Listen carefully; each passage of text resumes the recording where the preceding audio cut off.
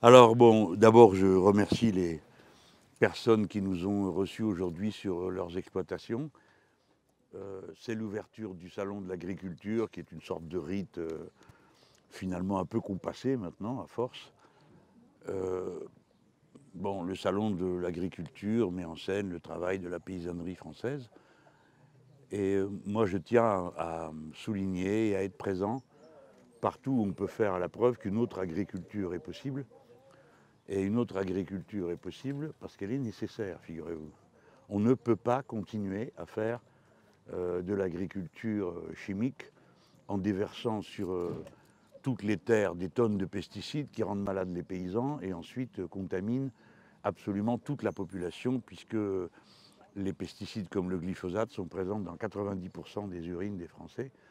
Ce qui veut dire que nous avons devant nous une crise sanitaire qui va arriver lorsque on aura bien établi les conséquences de l'absorption de ce pesticide et surtout de ses dérivés, puisqu'on vient de découvrir maintenant que le dérivé pouvait former des cocktails de molécules encore plus dangereux.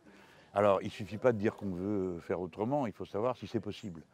Parce qu'au bout du compte, on en revient à des choses simples, qu'on parle de pesticides ou pas, c'est que la première fonction de l'agriculture, c'est de nourrir la population.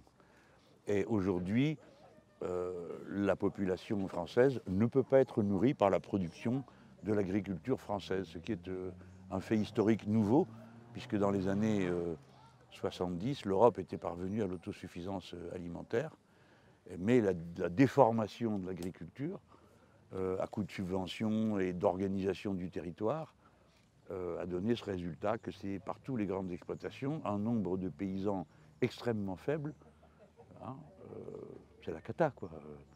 Il y a moins de paysans que d'étudiants maintenant en France. Et ça s'était jamais vu pour une société comme la nôtre. Et puis la moitié des paysans vont quitter la terre pour aller en retraite dans les 12 ans qui viennent. Et apparemment, personne n'a l'air trop de se soucier de savoir qui va prendre la suite et qui va faire le boulot.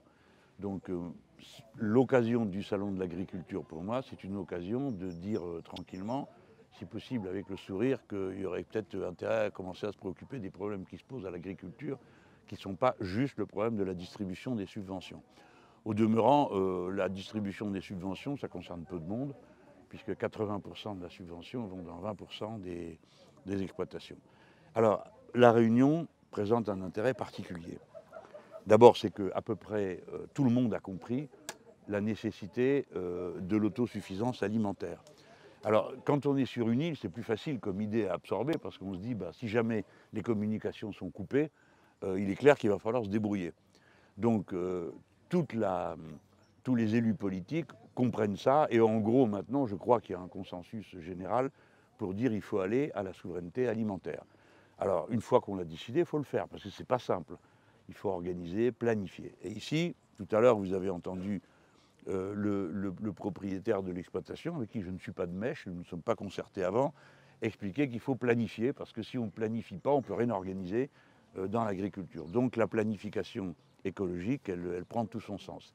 Et l'intérêt spécial de ce que vous venez de voir, à part des choses qui bon, nous ébahissent un peu, parce que bon, on n'est pas des gens de la Terre, hein, la plupart d'entre nous, alors bon, un piège à mouche, ça nous laisse tout béat, bon, ou de voir des vaches limousines à La Réunion. Bon, ça, c'est les aspects un peu, bon, marrants. Mais c'est pas, le fond de l'affaire, c'est qu'on est sur des exploitations comme c'était le cas avant en France, de l'Hexagone. Hein. C'est-à-dire que les paysans font plusieurs choses de manière à garder une garantie de revenus s'il y a un problème sur un des produits qu'on met en circulation. Mais alors ça déjà c'est un modèle agricole. Ici, 3 personnes vivent sur 5 hectares. Allez demander dans l'Hexagone si c'est possible. Non, c'est pas possible, tout simplement. Alors, bon, ça marche parce qu'il y a plusieurs productions. Mais le plus important, c'est que du coup, ils savent faire. Ça n'a l'air de rien, pour qui n'y regarde pas de trop près. Mais savoir faire plusieurs choses, ce n'est plus le cas aujourd'hui dans l'Hexagone. Vous avez des gens qui savent plus faire qu'une chose, passer avec le tracteur et la grosse machine à défoncer dans un sens, puis dans l'autre, et puis encore dans l'autre, et puis etc. Et point final. Et ça fait du maïs pour les poules chinoises, et on met de l'eau partout à n'importe quelle heure de la journée, vous allez qu'à aller voir. Bon, alors évidemment, ça ne me vaut pas que des amis chaque fois que je dis ça, mais bon, je le dirai quand même.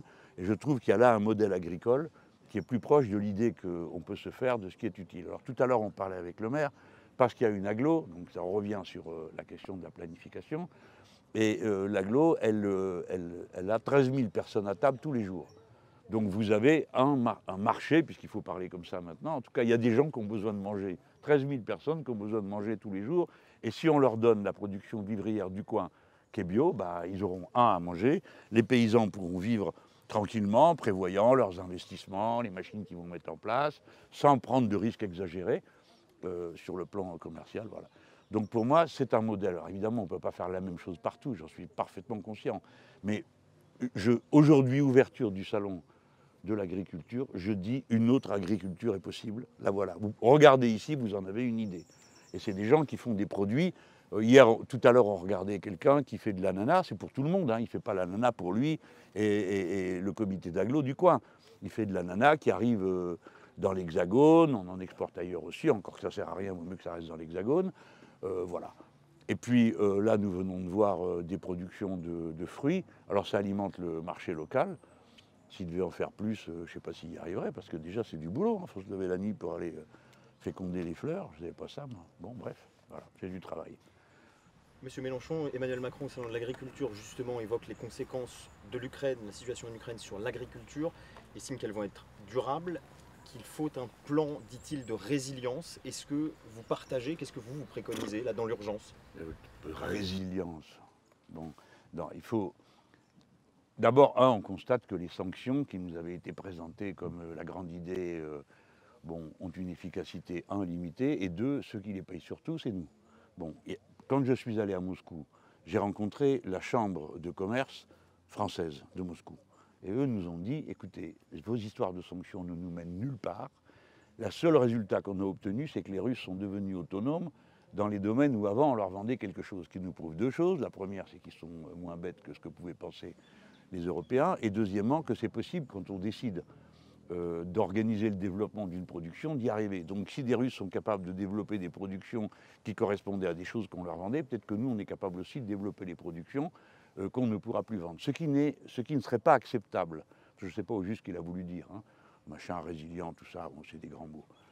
Est-ce que, par exemple, on va arrêter ce qu'on appelle les marchés de dégagement? C'est-à-dire que chaque fois qu'on fait des sanctions sur un pays, les produits qu'on ne leur vend plus, on les vend à vil prix dans tous les départements et territoires d'outre-mer, en espérant que ça ne se voit pas trop dans l'Hexagone. Alors, il est évident que si on continue comme ça, eux, ils ne peuvent pas lutter. Parce que si on vend des produits dont on se fiche de savoir quel est leur prix, tout ce qui compte, c'est qu'ils soient dégagés, comme on dit, il n'y a pas de possibilité de développer une agriculture, ne parlons même pas d'une industrie, mais au moins d'une agriculture locale. Donc, je pense que ceux qui prennent les décisions devraient réfléchir avec, si c'est possible, un coup d'avance pour se dire, comme on n'en a pas fini de faire des sanctions économiques, hein, paraît-il, peut-être qu'on pourrait joindre l'utile à l'agréable et prévoir à l'avance qu'un certain nombre de productions, dorénavant, vont poser problème en France. Donc c'est une affaire de s'organiser, c'est tout. Voilà, alors il faut s'organiser, il est temps de s'en rendre compte. Il n'a même pas été capable d'organiser l'arrêt de l'utilisation du glyphosate, parce que c'est sa faute. Hein. Il ne faut pas un plan d'aide? En mesure d'urgence, là? Oui, bah oui, il faut des plans d'aide. Mais ça, si vous voulez, l'urgence, le concret, l'immédiat, alors on ne fait plus que ça. Le sujet, c'est de savoir comment ça se fait qu'on en est peut-être à la 3e ou 4e campagne de punition économique et qu'on est toujours au même point à chaque fois. C'est-à-dire qu'on arrive les bras ballants, c'est pas par quel bout attraper le problème, ni ce qu'il faut faire. Et franchement, le personnage du président de la République n'est pas celui qui m'inspire le plus confiance pour prévoir. Hein. Parce que dans la dernière période, les informations qui nous sont venues des autorités françaises, c'était surtout elles qui nous induisaient en erreur. Quand les Américains disaient qu'il y aura une attaque imminente, hein, qui est-ce qui disait le contraire, s'il vous plaît? À la commission des affaires, à la commission de la défense nationale. Donc vraiment, si vous voulez, c'est un changement d'époque. Alors, tous ces personnages qui viennent de l'époque du libéralisme triomphant, le marché partout, vous allez voir, ça va être une merveille, tout va marcher super bien, tout ça c'est fini. Maintenant, il faut organiser, planifier, penser long et pas seulement le court terme, qui est le court terme, c'est la pensée typique des néolibéraux.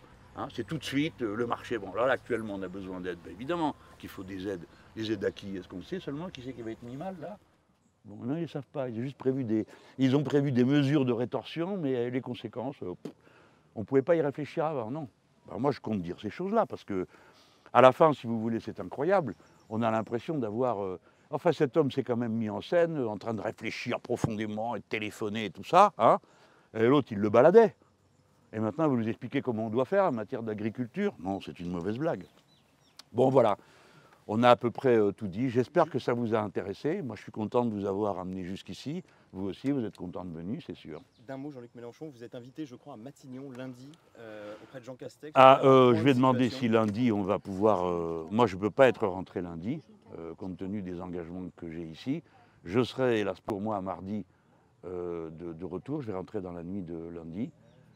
Mais il y a des choses que je ne peux pas reporter. Bon, bref, on va voir. Mais j'espère qu'on va nous donner des informations de meilleure qualité que la dernière fois.